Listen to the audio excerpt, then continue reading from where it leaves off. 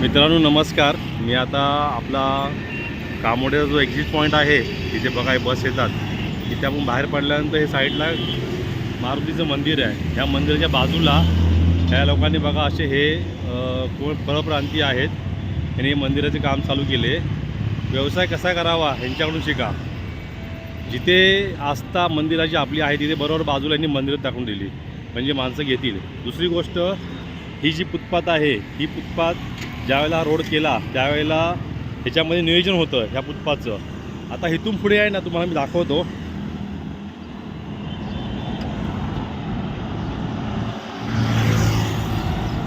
इथून पुढे आहे ना,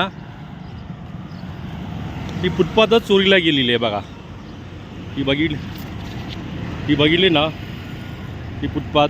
इथून जी फुटपाथ बंद झालेली आहे, हा चेंबर इथे आहे. इथे तुम्ही पुढे आला ना, ही खाडी आपली. ॲक्च्युली मँगलोर जपलं पाहिजे, पण जपलं जात नाही आहे महापालिकेकडून किंवा प्रशासनाकडून. आता मी सायकलवरती आहे त्यामुळे थोडा कॅमेरा हलणार माझा. हे बघा, हे असे नंतर हे मंदिर टाकून देत आहे तुटलेले. ही घाण बघा, ही अस्वच्छता बघा. हे जे पाणी जातं ना, हे खाली समुद्रात जाऊन भेटतं हे पाणी तिकडचं बघा. आणि इथून जी ही फुटपाथ गायब झालेली आहे, हा असा ब्रिज ठेवला आहे अर्धा. इथून बघा ही घाण. आणि ही घाण जागी आहे ना, हे जगे सेक्टर 6 आणि 36ला जे कार मॅकॅनिक आहेत हे लोक सगळी घाण टाकतात इथे बघा. ही बघू शकता तुम्ही. ही सगळी आहे ना, ही घाण ही सगळी तिकडचीच आहे. हे मँगलोज वाचलं पाहिजे, परंतु प्रशासन काहीकडे लक्ष देत नाही आहे. आणि तुम्हाला बोललो फुटपाथ बघा, तो हा चेंबर. इथे एक तर चेंबर फक्त बांधून ठेवला आहे लोकांनी, बाकी ही फुटपाथ पूर्ण गेलेली आहे. माणसांनी यायचं असं रोडवरून यायला लागतं. उद्या जर अपघात झाला तर ही जबाबदारी कोण घेणार आहे? प्रशासन घेणार आहे का स्थानिक लोकप्रतिनिधी घेणार आहे? जरा विचार करा गोष्टीचा. तिथे असे गर्दुले येतात बाहेर बघा इथून खालून. उद्या काय अप्रकार घडला तर ती जबाबदारी कोण घेणार आहे? हे बघू शकता. हा इथला फुटपाथचं नियोजन होतं. ती फुटपाथच नाही याच्यामध्ये. हा बघा चेंबर दिसला काय? हे अशी चेंबर वाहून ठेवले आहेत. अशी सरळ ही लाईन ना त्या लोकांनी पुढेपर्यंत नेलेली आहे. ज्यावेळेला हा रोड झाला, ज्यावेळेला याला आंदोलन केलं आम्ही लोकांनी, त्यावेळेला हा रोड झाला. नाही तर हा याला रोड पण नव्हता.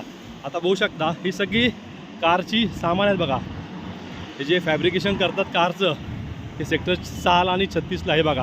हे सगळे त्यांचे कारचे आहे. ते इथे गेला, इथे जागा ठेवले बांधायला फुटपाथ, परंतु यांनी हा चेंबर झाकून टाकला. चेंबर इथे चेंबर माती पडलेली आहे. म्हणजे हे पैसे कुठे लादलेले आहेत हे बघा. हे ज्यांनी कोणी काम केलं ना, त्यांनी सरळ सरळ शासनाची फसवणूक केलेली आहे. आणि तुम्ही बघू शकता हा पूर्ण फुटपाथचंच नियोजन आहे. गटरची लाईन आहे, ती लाईन पण बंद आहे, कामच नाही केलेलं. पैसे घेतले आणि पळाले कारण ठेकेदार. हे असं प्रशासन चालतं आहे. आता हे कुणी टेंडर घेतलं ते चौकशी करावी मीडियानी. हे बघा, हे पूर्ण हे असं पुढेपर्यंत गेलेलं आहे. आणि असे मध्ये ट्रक उभे असतात, तिथे मोठमोठे हेवी व्हेकल्स उभे असतात. हे बघा, हे सगळी घाण टाकलेली आहे. हे अशाने तुम्ही पर्यावरणाचं काय समतोल राखणार आहे? मला हे काहीच कळत नाही आहे. हे बघू शकता. ह्याच्यामुळे पर्यावरणाची A to Z झालेली आहे. आणि ह्याला जबाबदार कोण आहे? ह्याला जबाबदार कोण आहे? एक सामान्य नागरिक म्हणून हा व्हिडिओ बनवला आहे. प्रत्येकाने जरा शेअर करा आणि हा व्हिडिओ पूर्ण सरकारपर्यंत जाऊ द्या. बाकी काही नाही आहे. खूप म्हणजे इथे लोकांना चालायला त्रास होतो. जर एखाद्या माणसानी चुकून त्याचा बसस्टॉप चुकला तर त्याला तिकडे आपला तलोईच्या ब्रिजखाली जावं लागतं. तिथून मग बिचारा तो चालत येतो. त्या साईडला पण, त्या अपोजिट साईडला पण फुटपाथ नाही आहे काही ठिकाणी. हे तर पूर्ण पैसेच लादले लोकांनी. कोणतरी फुटपाथ चोरीला गेली. हे बघा, हे पूर्ण असं नियोजन होतं. ह्याच्यामध्ये तुम्ही बघू शकता. ह्याच्यामध्ये तुम्ही जर पर्यटनाचा विचार केला तर हे आपलं जे मँगलोर्स आहे, आता मी भरपूर ठिकाणी फिरतो. तुम्ही जेव्हा दनांगला जाता, निंबिनला किंवा श्रीलंकेला जावा, तिकडे ना मँगलोर्स टुरिझम आहे. परंतु आपल्या महाराष्ट्रामध्ये ह्याला का ना टुरिझमची काय पडलेली नाही आहे. फक्त माझं घर चाललं पाहिजे, माझा आमदार माझा खासदार झाला पाहिजे पोरगा, बस हेच ह्यांच्यामध्ये आहे सगळं. परत एकदा तुम्हाला दाखवतो मी.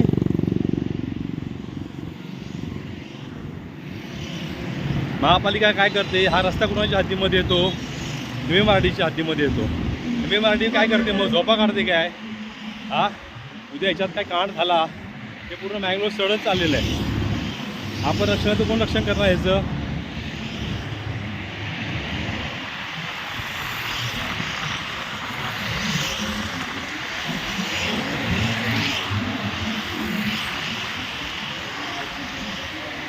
हे बघा पूर्ण आतमध्ये पूर्ण वातावरण झालेले आहे. पूर्ण प्रशासनाने याच्याकडे लक्ष द्यावं हीच विनंती आहे.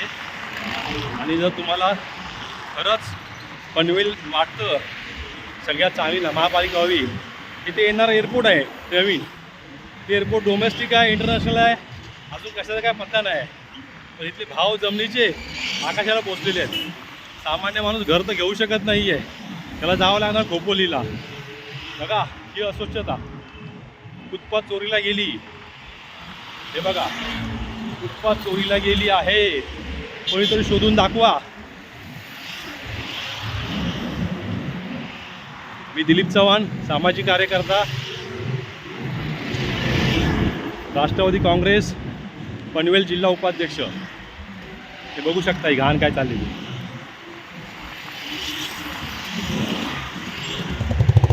हे असं पाणी जातं आपल्या इथून, सगळं जे पाणी आहे हे जाऊन ते खाडी मार्गे समुद्राला मिळतं. अस्वच्छताचं माहेरघर आहे बाबा.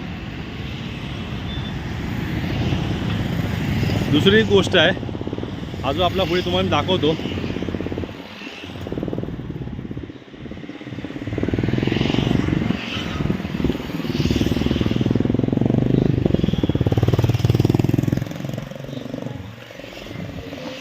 हा बस स्टॉप आहे इथे. त्या बस स्टॉपच्या पुढे तुम्ही गेला ना की हे रिक्षावाले आहेत. ह्याची मी वारंवार तक्रार केली. कळंबोली पोलीस स्टेशनचे जे ट्रॅफिकचे अधिकारी आहेत त्या ब्रिज खाली उभे असतात.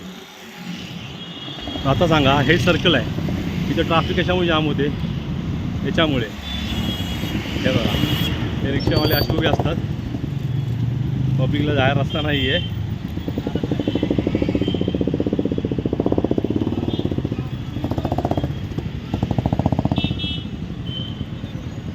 हे असे रॉंग साईडने पण माणसं येतात काय काय गाड्या घेऊन.